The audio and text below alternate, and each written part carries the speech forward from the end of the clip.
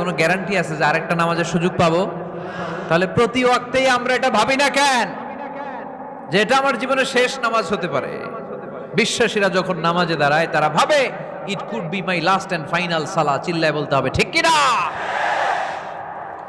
এজন্য আল্লাহ বললেন قد أفلح المؤمنون الذين هم في صلاتهم خاشعون। সফল হয়েছে তারা, ঈমান এনেছে যারা।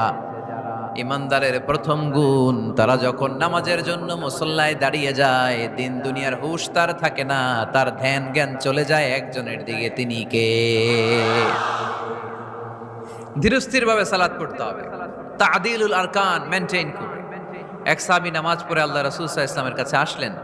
আল্লাহ রাসূল বললেন সল্লি ফা ইন্নাকা লাম তুসল্লি, যাও নামাজ পড়ো, নামাজ হয় নাই।